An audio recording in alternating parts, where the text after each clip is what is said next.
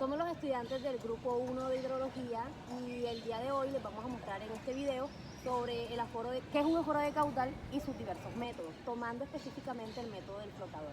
Este grupo está conformado por Alan Guzmán, Arley Sarabia, Luis Gómez, Rafael Medrano y Luis Guerrero.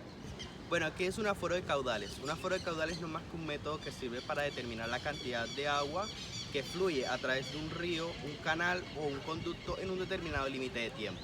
Esto principalmente tiene la funcionalidad de determinar la capacidad de transporte de agua que puede tener un sistema fluvial o un sistema hidráulico.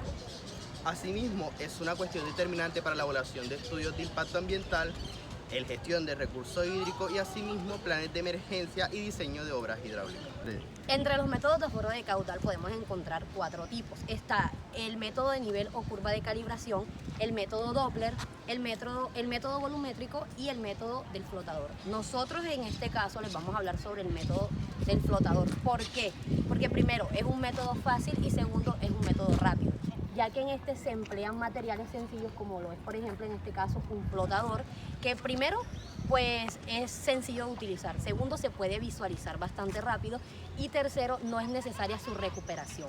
Todo el del flotador se fundamenta en que básicamente, como ya lo dije anterior, el flotador pues va a ir a la misma velocidad que el caudal del río y a la hora pues de medir la velocidad en la que el flotador está en el río pues se puede saber la velocidad del caudal.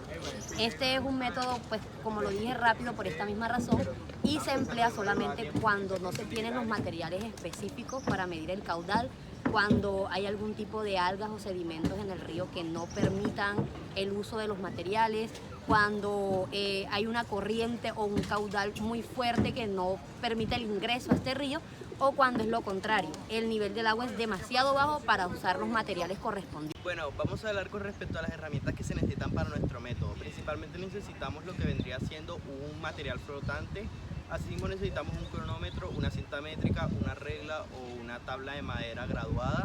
También necesitaremos una ficha de campo, unas estacas y también una calculadora. Para lo que vendría siendo el método para calcular este tipo de aforos necesitamos principalmente seleccionar un tramo del río que sea uniforme, entendiéndose por uniforme que este posea una estabilidad en su área transversal y su pendiente que no tenga consideraciones drásticas en cuanto a su tramo, en la longitud. También deberemos medir lo que vendría siendo el ancho del mismo río y asimismo también necesitamos lo que vendrían siendo los datos de la longitud. Y también lo que sería la profundidad medida al menos 3 veces en cada extremo del río y también en diferentes puntos del mismo. Hoy realizaremos el aforo del río Bonda en la ciudad de Santa Marta con el método del flotador. Lo que haremos será mostrar un poco del procedimiento y mostrar los pasos que debemos seguir. Primero que todo debemos verificar las condiciones climáticas que sean favorables para realizar la medición del caudal.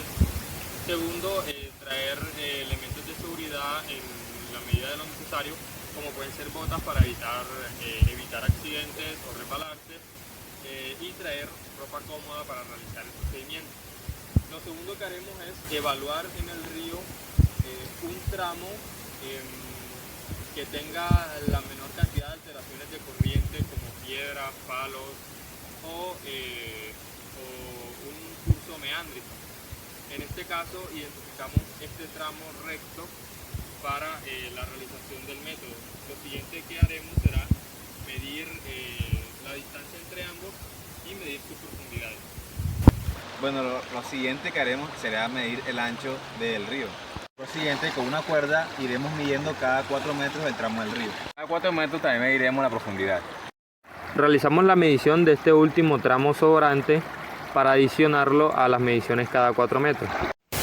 Bueno, a continuación lo que se va a realizar es calcular la velocidad del río. Lo que se hace es colocar una cuerda en un punto y otra cuerda en otro punto, donde la distancia entre estas dos cuerdas la cortamos. Esto con el fin de calcular la velocidad lanzando este objeto flotante que lo tiraremos desde este punto inicial hasta el punto final. Se tomará el tiempo que demora el objeto en llegar hasta estos dos puntos y se dividirá entre la distancia que hay entre estas dos cuerdas. El resultado nos quedaría en metros por segundo, siendo esta la velocidad.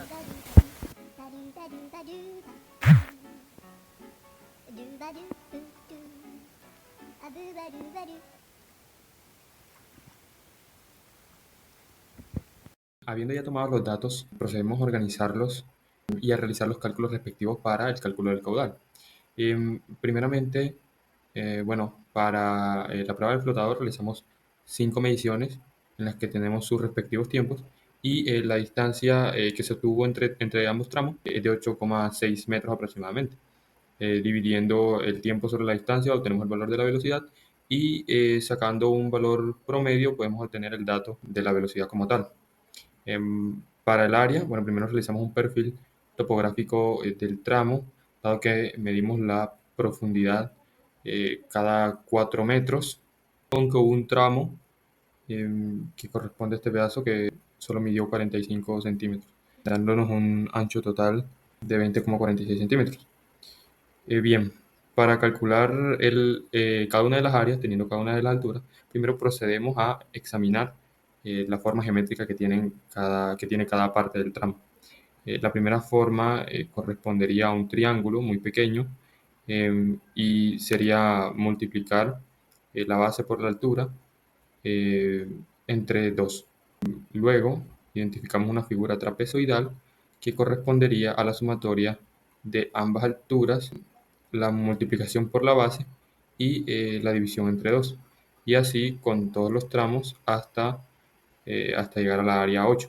Finalmente, realizamos un promedio de todos los datos de área que tengamos y con eso ya podremos calcular el caudal en términos de el área por la velocidad. Ahora bien, dada la irregularidad que tienen los canales o los cauces, pues habría que aplicar un factor de corrección que nos ayudaría a evitar un poco la mayoración que se da al asumir pues que toda el área es igual o es uniforme. El manual número 5 de medición de agua propone que para riachuelos de profundidad mayor a 15 centímetros se puede usar un factor de corrección de 0,5. Como es parecido a nuestro caso, le aplicamos el factor de corrección a este caudal y nos queda un caudal de 0,73 metros cúbicos por segundo o el equivalente a 733 litros por segundo. Como pudimos observar, este es un método que es muy práctico, tiene ciertas limitaciones como que no sea muy profundo el canal, como no sea muy ancho. Sin embargo, nos permite obtener un valor promedio del caudal del agua estudiada que no solamente nos permitirá conocer el volumen de agua que se dispone por unidad de tiempo, sino que también nos proporcionaría información importante a la hora de tomar posibles decisiones sobre posibles proyectos de riego y otro tipo.